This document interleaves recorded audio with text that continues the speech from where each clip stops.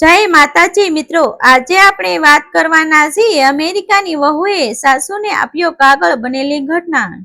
સુરત શહેરના એક જૂના પરંતુ સંસ્કારી વિસ્તારમાં આવેલી શાંત સોસાયટીમાં કુમુદબેન નામની એક નિવૃત્ત શિક્ષિકા પોતાના દીકરા નીલ અને વહુ ઈશાની સાથે રહેતા હતા। પતિને ગુજરી ગયાને 8 વર્ષ થઈ ગયા હતા અને ત્યારથી કુમુદબેનના મનમાં એક અજાણ્યો ડર ઘર કરી ગયો હતો કે પતિ પછી પોતાનું ઘર અને પોતાનો પરિવાર ધીમે ધીમે હાથમાંથી સરકી જશે। ઈશાની લગ્ન કરીને આ ઘરમાં આવી ત્યારથી કુમુદબેન તેની દરેક વાત ધ્યાનથી જોતી, પરંતુ પ્રેમથી નહીં, શંકાથી। ઈશાની સવારે વહેલી ઉઠીને કુમુદબેન માટે ચા બનાવતી, તેમની દવા સમયસર આપતી, તેને ડોક્ટર પાસે લઈ જતી અને તેમના જૂના કપડાં પણ પોતાની રીતે ગોઠવતી આપતી। છતાં કુમુદબેનને લાગતું કે આ બધું માત્ર દેખાડો છે। ઈશાની કોઈ વાતનો જવાબ આપતી નહીં। નીલ ઘણી વખત પત્નીને પૂછતો કે માં તારી સાથે કડક બોલે છે તો તું કંઈ કહેતી કેમ નથી? ત્યારે ઈશાની હસીને કહેતી કે માં ગુસ્સે થાય ત્યારે દીકરી જવાબ નથી આપતી, થોડું શાંત રહે છે। નીલને આ જવાબ ગમતો, પરંતુ તેને ખબર નહોતી કે ઈશાની પોતાના મનમાં માત્ર સાસુનો ગુસ્સો સહન કરતી નહોતી, પરંતુ કુમુદબેનના એક એવા ભયને પણ સમજી રહી હતી જે કુમુદબેન પોતે કોઈને કહી શકતા નહોતા। એક દિવસ ઈશાનીને કુમુદબેનની જૂની ડાયરી મળી। ડાયરી વાંચવાની તેને કોઈ ઈચ્છા નહોતી, પરંતુ દવા શોધતી વખતે પાનું ખોલ્યું અને તેની નજર એક વાક્ય પર અટકી ગઈ। કુમુદબેને વર્ષો પહેલા લખ્યું હતું કે મારા પછી આ ઘર મારા દીકરાનું રહેશે કે નહીં એની ચિંતા નથી, મને ચિંતા એ છે કે એક દિવસ હું મારા જ ઘરમાં મહેમાન ન બની જાઉં।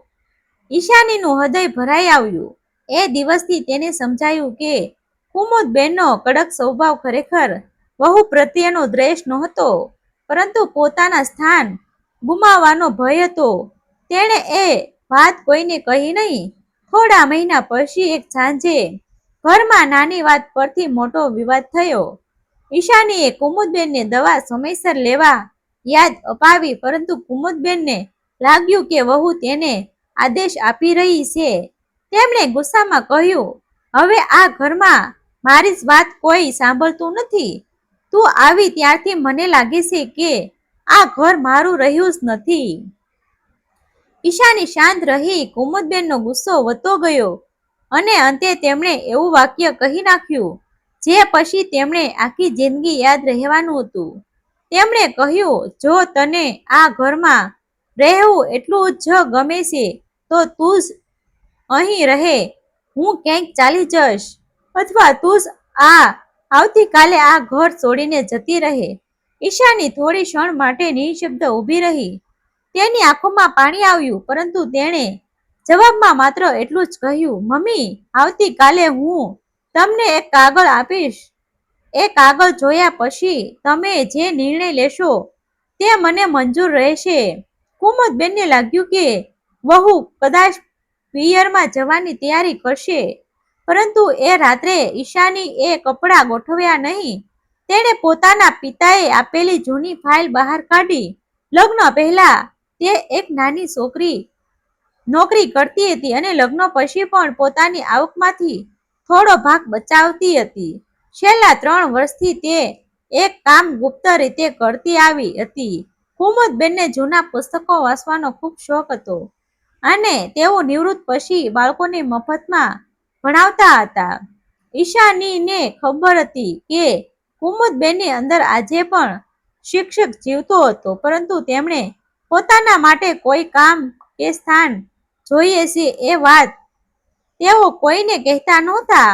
ઈશાનીએ પોતાના બચાવેલા પૈસાથી એક નાનું વાંચન કેન્દ્ર શરૂ કરવા માટે જગ્યા જોઈ હતી। ત્યાં બાળકો માટે પુસ્તકો, બેઠકો અને નાની પુસ્તકાલયની વ્યવસ્થા કરવાની તૈયારી કરી હતી।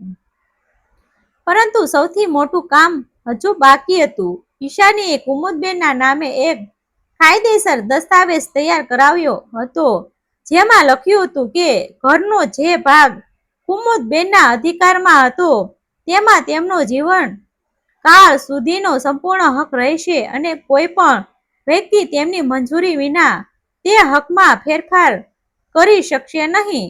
આ દસ્તાવેજ ઈશાનીએ પોતાના માટે નહીં, કુમુદબેનના મનમાંથી વર્ષોથી રહેલો ભય કાઢવા માટે તૈયાર કરાવ્યો હતો.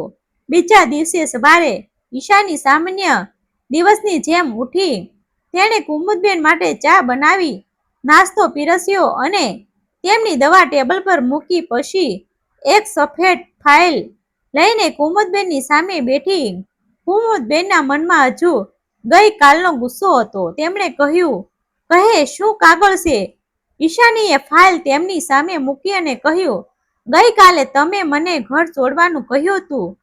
હું તમારી વાતનો વિરોધ નહીં કરું, પરંતુ તમે મને ઘર છોડવા કહો તે પહેલા તમારે આ કાગળ વાંચવો પડશે. કુમુદબેને કાગળ ખોલ્યો. પ્રથમ પાના પર તેમનું નામ હતું.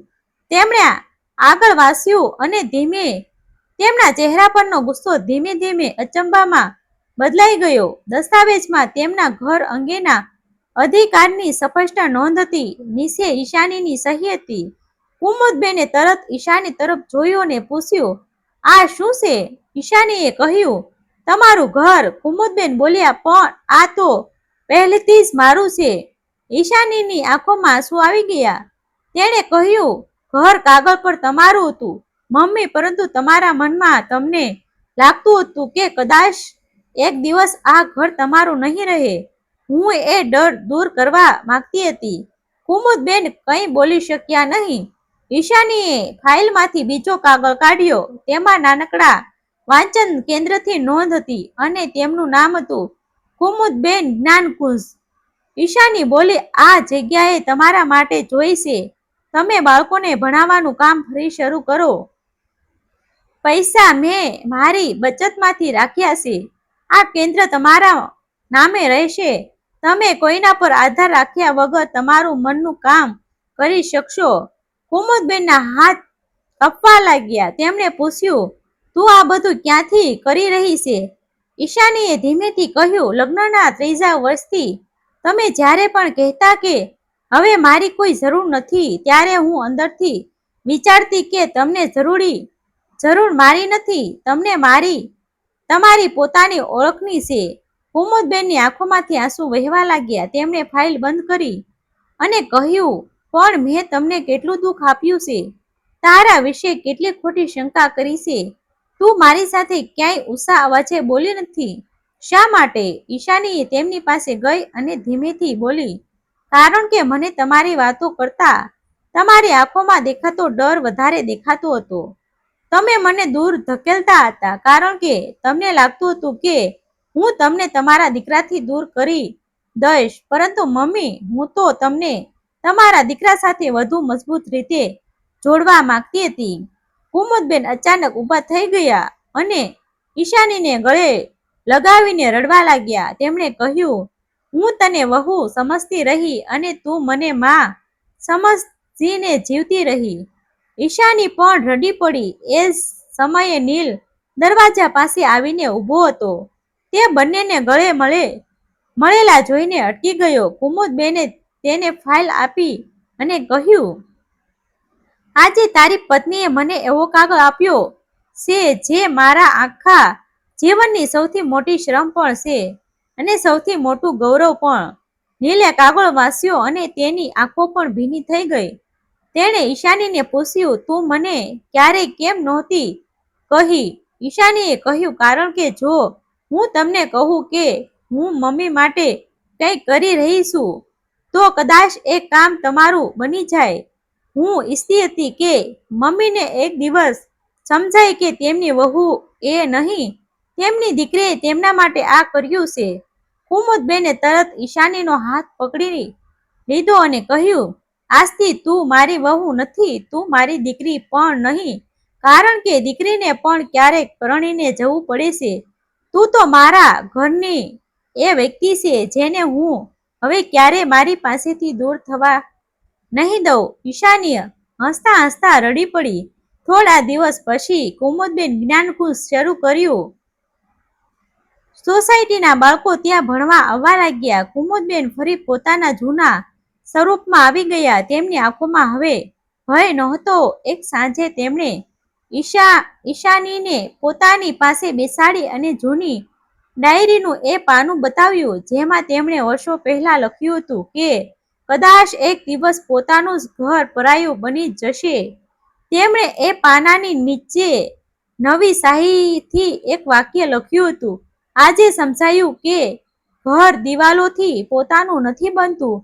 કોઈ માણસ તમારા મનનો ડર સમજીને તેને દૂર કરે ત્યારે ઘર સાચે પોતાનું બને છે. ઈશાનીએ એ વાંચ્યું અને કુમુદબેનના ખંભા પર માથું મૂકી દીધું. કુમુદબેને કહ્યું, ગઈકાલે મેં તમને ઘર છોડવાનું કહ્યું હતું. આજે મને સમજાયું કે જો તું એ દિવસે ખરેખર ચાલી ગઈ હોત તો ઘર તો ઊભું જ રહેત, પરંતુ આ પરિવાર ખાલી થઈ જાત.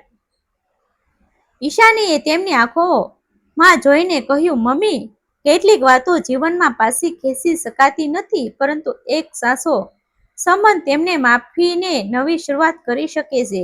કુમુદબેને તેની આંગળીઓ મજબૂતથી પકડી લીધી. તે દિવસથી ઘરમાં કોઈએ ક્યારેય એ વાત ફરી કરી નહીં કે કોણ સાસુ અને કોણ વહુ, કારણ કે એ એક કાગળે માત્ર એક ઘરનો હક સ્પષ્ટ કર્યો નહોતો, તેમણે બે સ્ત્રીઓ વચ્ચે વર્ષોથી ઉભેલી અદૃશ્ય દિવાલ તોડી નાખી હતી.